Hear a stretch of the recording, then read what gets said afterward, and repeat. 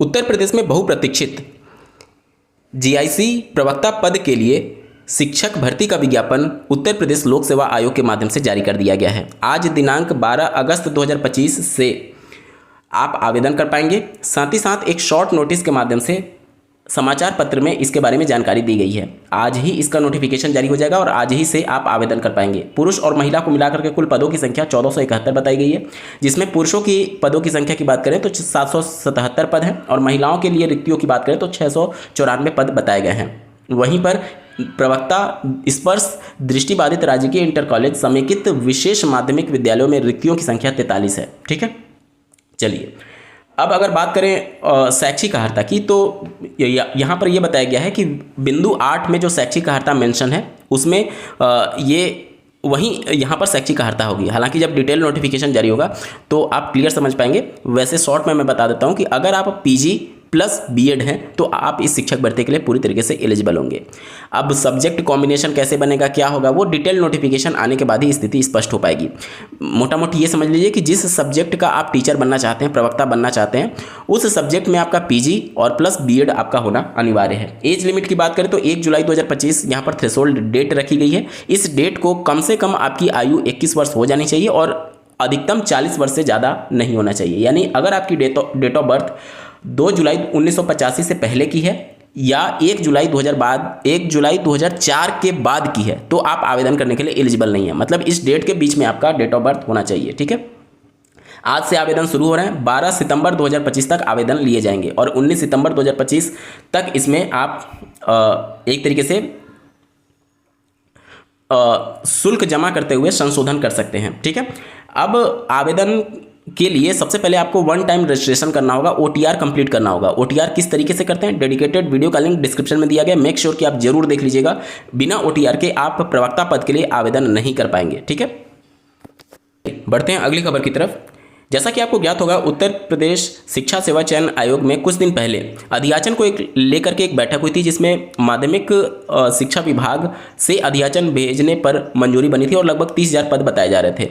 अब उसको लेकर के आज के न्यूज़पेपर में एक खबर प्रकाशित हुई है जो कि अभ्यर्थियों को थोड़ा सा डिमोटिवेट जरूर कर सकती है। आप देख सकते हैं, टीजीटी पीजीटी की नई भर्ती के लिए करना होगा इंतजार, कार्मिक विभाग की मंजूरी के बाद ही शुरू होगी भर्ती की प्रक्रिया। अब ये पता नहीं ऐसी कौन सी व्यवस्था उत्तर प्रदेश में लागू है जो कि मेरे समझ से परे है। पिछली बार जब इस तरीके की बातें निकल करके आई थी तो कार्मिक विभाग ने ये बोला था कि अध्याचन से इस विभाग का कोई भी लेना देना नहीं है। आज के न्यूज़पेपर में ये खबर आ रही है कि कार्मिक विभाग के मंजूरी के बाद ही शिक्षक भर्ती प्रारंभ हो पाएगी। क्या चीज़ें चलती हैं, कौन सी फाइल कहाँ अटक जाए, कहाँ पर रोक ली जाए, कहाँ पर महीनों सालों इंतजार करना पड़ जाए, ये उत्तर प्रदेश में एक तरीके से मजाक बन चुका है। इससे पहले अगर आप एलटी ग्रेड की भर्ती देखेंगे, अंतिम बार 2018 में आई थी और अब 2025 में आ रही है। किस लिए रुकी हुई थी, केवल और केवल समकक्ष अर्हता को लेकर के, और ये समकक्ष अर्हता के प्रॉब्लम को सॉल्व करने में 7 साल उत्तर प्रदेश सरकार ले लेती है। इसी तरीके से एक ही फाइल को अलग अलग जगह कभी बोला जाता है कि यहाँ पर मंजूरी की जरूरत नहीं है, कभी बोला जाता है कि वहाँ से मंजूरी मिलने के बाद ही भर्ती जारी हो पाएगी। तो मतलब एग्जैक्ट क्या प्रोसेस है, इसको लेकर भी कंफ्यूजन बना रहता है, जिसके वजह से अभ्यर्थी तो परेशान होते ही हैं, साथ ही साथ शिक्षा सेवा चयन आयोग भी कहीं ना कहीं सवालों के घेरे में आ जाता है कि आखिर प्रोसेस क्या है, क्या चीज़ें हैं जो कि सॉर्ट आउट नहीं हो पा रही हैं। सालों तक ये इसी तरीके से चलती रहती हैं। एक बार जल्दी से देख लेते हैं। प्रदेश के अशासकीय सहायता प्राप्त माध्यमिक विद्यालयों में प्रशिक्षित स्नातक शिक्षक व प्रवक्ता की नई भर्ती के लिए अभ्यर्थियों को कम से कम 2 माह का इंतजार करना होगा। ये कम से कम 2 माह की बात की जा रही है। अब इनका 2 माह कितने महीने का होगा, ये भी अपने आप में सोचने वाली बात है। एनआईसी की ओर से तैयार किए जा रहे अध्याचन के प्रारूप को कार्मिक विभाग की हरी झंडी मिलने के बाद ही नई भर्ती शुरू हो सकेगी। आयोग पर नई भर्ती के साथ पुरानी टीजीटी पीजीटी भर्ती परीक्षा कराने का भी दबाव है। पुरानी भर्ती परीक्षा की तिथि घोषित की जा चुकी है। इसके साथ ही नई की तैयारियां भी चल रही है। माध्यमिक शिक्षा निदेशक ने सभी जिला विद्यालय निरीक्षकों से 5 अगस्त तक रिक्त पदों का विवरण मांगा था। कहा था कि विवरण में मार्च 2026 तक की रिक्तियों को शामिल किया जाए। दूसरी ओर एनआईसी की ओर से रिक्त पदों का विवरण मांगने के लिए अध्याचन का प्रारूप तैयार किया जा रहा है। एनआईसी की ओर से तैयार किए जाने वाले प्रारूप पर ही माध्यमिक शिक्षा विभाग की ओर से उत्तर प्रदेश शिक्षा सेवा चयन आयोग की रिक्त पदों का विवरण भेजा जाएगा। आयोग के सूत्रों का कहना है कि अध्याचन का प्रारूप तैयार होने के बाद कार्मिक विभाग उसे मंजूरी देगा। उस प्रारूप पर रिक्त पदों का विवरण मिलने के बाद आयोग नई भर्ती के लिए विज्ञापन जारी करेगा। और साथ ही साथ आप ये भी देख सकते हैं असिस्टेंट प्रोफेसर के 900 पदों पर भी होनी है भर्ती। इसका अध्याचन का प्रारूप तैयार होने के बाद उच्च शिक्षा निदेशालय की ओर से इन रिक्त पदों का विवरण शिक्षा सेवा चयन आयोग को भेजा जाएगा। इसके बाद आयोग नई भर्ती का विज्ञापन जारी करेगा। तो ये असिस्टेंट प्रोफेसर की एक भर्ती प्रक्रिया जो कि अभी चल रही है, परीक्षा हो चुका है और रिजल्ट आना प्रस्तावित है। और इसके बाद से ये असिस्टेंट प्रोफेसर के 900 पदों पर एक और भर्ती की तैयारी चल रही है, जिसका अध्याचन उच्च शिक्षा निदेशालय के माध्यम से भेजा जाएगा और उसके बाद विज्ञापन जारी करने के बाद से इसकी भर्ती प्रक्रिया शुरू हो पाएगी। तो जो बीएड कैंडिडेट है, जो टीजीटी पीजीटी का वेट कर रहे हैं माध्यमिक स्कूलों में, उनको थोड़ा सा इंतजार करना होगा। अभी यहाँ पर आर्टिकल में तो 2 महीने लिखे गए हैं कम से कम, अब कितना इंतजार करना पड़ता है वो समय बताएगा। चलिए बढ़ते अगली खबर की तरफ। जैसा कि आपको ज्ञात होगा, उत्तर प्रदेश में अभी तक डीएलएड के लिए प्रवेश की प्रक्रिया प्रारंभ नहीं हो पाई है। काफ़ी विलंब हो चुका है, अगस्त लगभग मिड में हम लोग आ चुके हैं। इसी के बीच में कुछ समय पहले मैंने आपको एक खबर बताई थी कि डीएलएड का प्रस्ताव भेजा गया है शासन के पास, मंजूरी मिलते ही डीएलएड में प्रवेश की प्रक्रिया प्रारंभ की जाएगी। एक आहर्ता को लेकर के यहाँ पर विवाद फंसा हुआ है। मामला ये है कि एनसीटी की गाइडलाइन ये है कि अगर आप इंटरमीडिएट पास हैं 50% के साथ, तो आप एलिजिबल होते हैं डीएलएड में प्रवेश लेने के लिए। लेकिन उत्तर प्रदेश में जब से डीएलएड शुरू किया गया है, पहले इसका नाम बीटीसी हुआ करता था, तब से ही यहाँ पर ग्रेजुएशन मिनिमम एलिजिबिलिटी रखी गई है। लेकिन एनसीटी की गाइडलाइन के हिसाब से वो इंटरमीडिएट है। अन्य राज्यों में आप देखेंगे, जैसे बिहार हो गया, अन्य राज्यों में भी देख लीजिए, 90% राज्यों में डीएलएड में प्रवेश लेने के लिए मिनिमम एजुकेशनल क्वालिफिकेशन जो है वो इंटरमीडिएट है। लेकिन उत्तर प्रदेश और कुछ एक राज्यों में ग्रेजुएशन रखा गया है। तो यहाँ पर इसको लेकर के संशय था कि इस बार इसको इंटरमीडिएट कर दिया जाए या फिर ग्रेजुएशन ही रखा जाए। साथ ही साथ पिछली बार अगर आपने देखा होगा तो एक और महत्वपूर्ण बदलाव हुआ था कि पहले उत्तर प्रदेश के निवासी ही उत्तर प्रदेश से डीएलएड में प्रवेश ले पाते थे, लेकिन उस डोमिसाइल को खत्म किया गया और अब पूरे देश भर के अभ्यर्थी यहाँ पर प्रवेश लेने के लिए एलिजिबल हो गए हैं। ठीक है, तो कुछ चेंजेस पिछले वर्ष भी किए गए थे और कुछ चेंजेस इस साल भी प्रस्तावित थे, जिसको अभी तक मंजूरी नहीं मिल पाई है और इसी वजह से ये एडमिशन का प्रोसेस जो है वो पेंडिंग पड़ा हुआ है।